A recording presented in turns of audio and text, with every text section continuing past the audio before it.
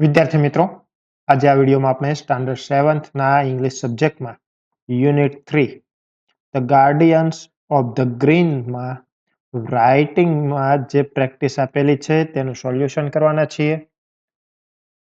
એ આપેલું છે label the message to the most appropriate picture.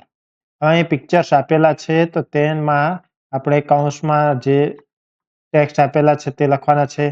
Text આપેલા છે ડ્રાય વેસ્ટ સૂકો કચરો, ક્લીન ઇન્ડિયા સ્વચ્છ ભારત, ક્લીન યોર સરાઉન્ડિંગ્સ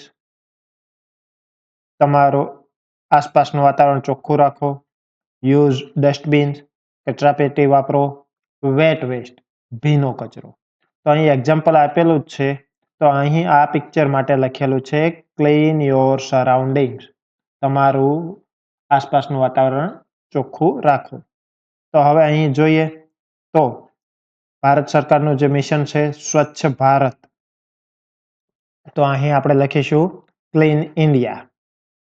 ત્યારબાદ અહીં યુઝ મી એમ કરીને ડસ્ટબિન ઉપર લખેલું છે તો અહીં ડસ્ટબિન વાપરવા માટે આપણે લખીશું યુઝ ડસ્ટબિન્સ. અહીં બ્લુ કલરમાં આપેલું છે તો બ્લુ કલરમાં આપણે ડ્રાય વેસ્ટ નાખવાનો હોય છે, સૂકો કચરો છે એ વાદળી ડસ્ટબિનમાં એકત્ર કરવાનો હોય છે. અને ગ્રીન ડસ્ટબિન છે તો તેમાં આવશે વેટ વેસ્ટ એટલે કે ભીનો કચરો. બી આપેલું છે study the poster and write sentences about it. અહીં જે પોસ્ટર આપ્યું છે તેનો અભ્યાસ કરવાનો છે. તો તેમાં કઈ કઈ વસ્તુ આપી છે? સોલાર એનર્જી આપેલું છે, turn off light when living રૂમમાંથી બહાર નીકળો ત્યારે લાઇટ બંધ કરો, રિડ્યુસ રીયુઝ રિસાયકલ કચરો ઓછો ઉત્પન્ન કરો, ફરી વખત વાપરો અને તેને રિસાયકલ કરો. અને વિન્ડ એનર્જી, તો આના ઉપરથી આપણે વાક્યો બનાવીએ.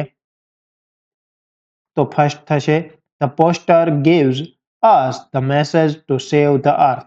પોસ્ટર આપણને પૃથ્વી બચાવવા માટેનો મેસેજ આપે છે. સેકન્ડ સેન્ટેન્સ થશે we should use solar energy. આપણે સૂર્ય ઉર્જા વાપરવી જોઈએ. Third sentence we should use wind energy. આપણે પવન ઉર્જાનો ઉપયોગ કરવો જોઈએ. Next we should turn off the lights when leaving the room. જ્યારે આપણે રૂમમાંથી બહાર નીકળીએ ત્યારે લાઇટ બંધ કરવી જોઈએ.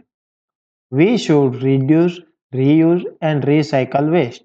આપણે કચરો ઓછો ઉત્પન્ન થાય તેવા પ્રયત્નો કરવા જોઈએ, તેને વસ્તુઓને ફરી વખત વાપરવી જોઈએ અને રિસાયકલ કરવી જોઈએ. ત્યારબાદ we should protect the environment and save energy. આપણે પર્યાવરણનું રક્ષણ કરવું જોઈએ અને ઉર્જા બચાવવી જોઈએ.